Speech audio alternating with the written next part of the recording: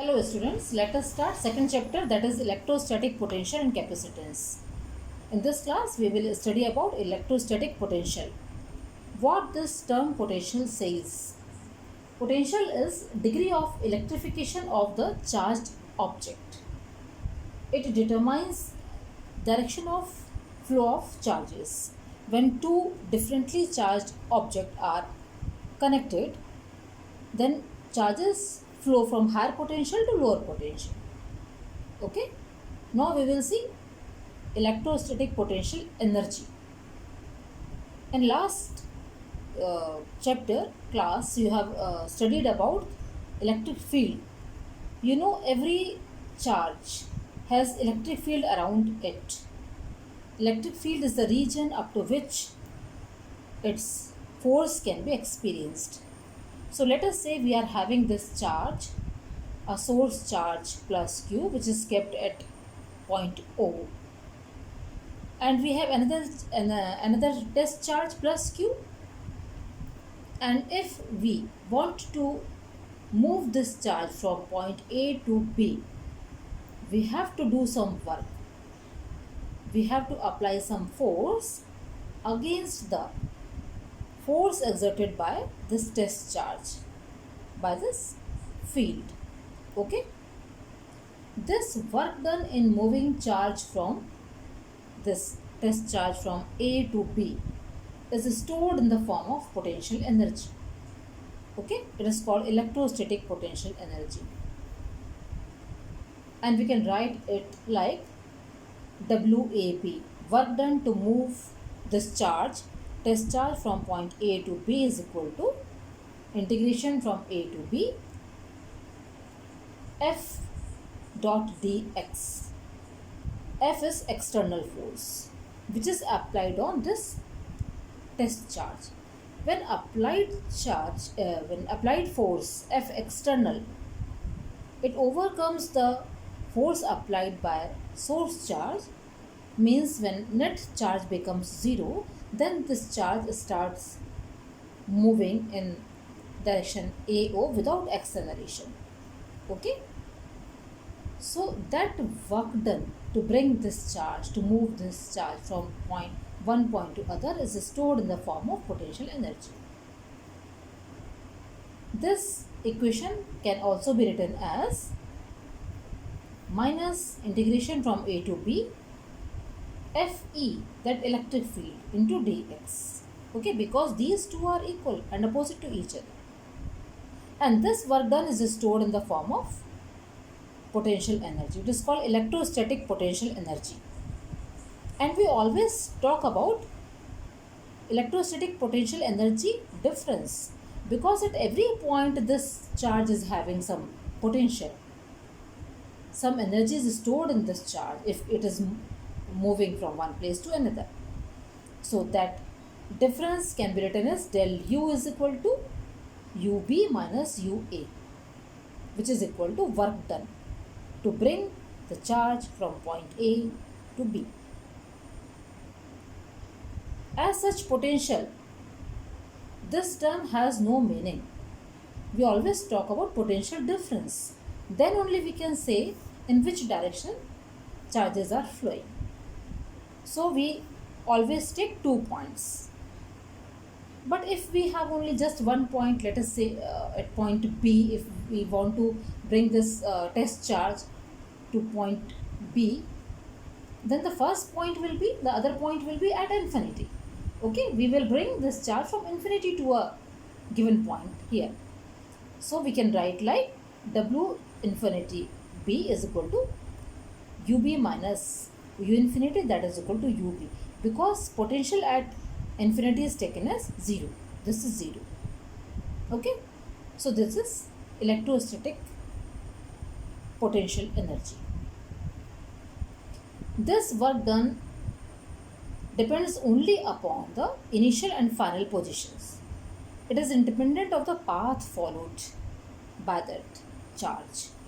Okay, and this work done is the or you can say the potential energy is the minimum work done to move a charge from one place to another without acceleration. Okay, now let us uh, deduce the formula for potential, electrostatic potential due to a point charge. Again come to this figure, this diagram. Let us say we have this source charge and we want to bring a test charge from infinity to a point P, which is at a distance r from the origin. Okay. Now according to Coulomb's law, we know that force between these two will be F is equal to 1 by 4 pi epsilon 0 q by x square, where x is the distance between these two. Okay. Now if we take this charge as a positive unit charge, that's why it is experiencing force of repulsion in direction OA. Okay. And if it is unit charge, then this force becomes electric field. The definition of E is equal to F upon Q. Okay. So this F becomes E. E is equal to 1 by 4 pi epsilon naught Q by x square, and direction is same as the direction of force, that is OA. Now a small work done to move this charge Q from A to B is equal to dW is equal to F dot dx, because F is now E, it has become E, so E dot dx. E dot dx means E dx cos theta, and the angle theta is in between force by electric field in direction OA, and dx is the displacement. Okay, so both are in opposite direction. So cos 180 is equal to minus 1, so it becomes minus E dx. Now if we want to know the total work done to bring this charge from infinity to this point R, so total work done, W is equal to integration of dW, that is equal to minus integration from infinity to R, putting the value of E, that is Q by 4 pi epsilon naught x square dx. These quantities are constant, Q, 4 pi epsilon naught. So these are written out of this integration symbol. It becomes minus Q by 4 pi epsilon naught integration from R to infinity 1 by x square dx. You know the integration of 1 by x square is equal to minus x. This is lower limit and this is upper limit. Putting the values of limit, this gives us minus 1 by R. So this minus becomes plus. Okay. So V is equal to Q by 4 pi epsilon naught R. This work done on a unit charge is equal to potential. This is the definition of potential. You have read in class 10th. Okay. So V is equal to W by Q is equal to Q by 4 pi epsilon naught R. You see, V is inversely proportional to R. If R is at infinity, point is at infinity, then V becomes 0. So at infinity potential is 0, as we have taken here. Okay. You see variation of V with R. It is drawn in this graph.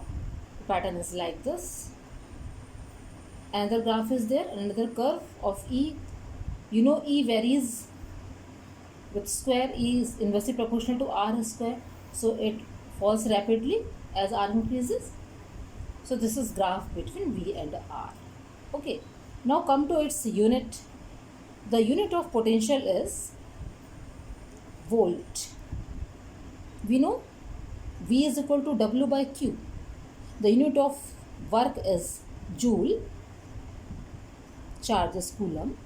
So if 1 joule work is done to move 1 coulomb charge from one point to other, then potential is called 1 volt, or you can say potential difference is 1 volt.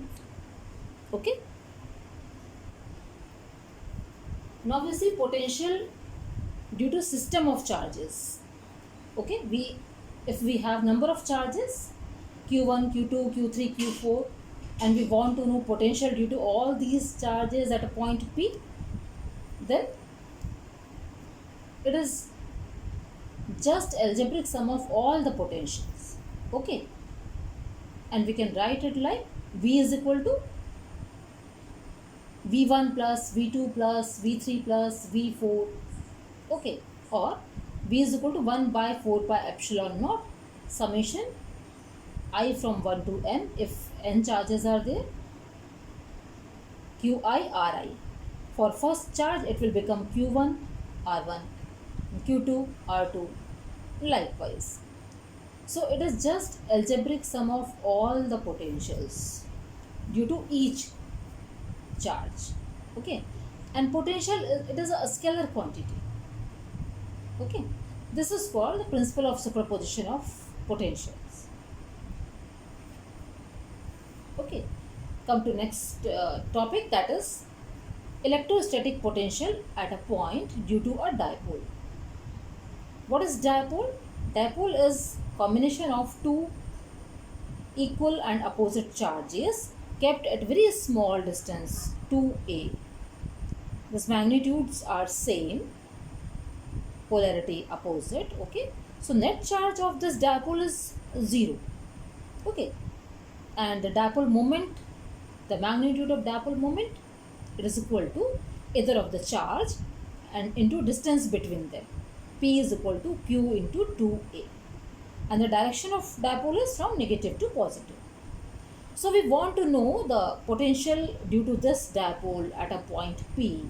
We will find a general formula, then we will talk about axial and equatorial positions. So let us say this point P is at a distance r, position vector is r, from this dipole, center of this dipole, and angle between this point, this center and this point P is theta.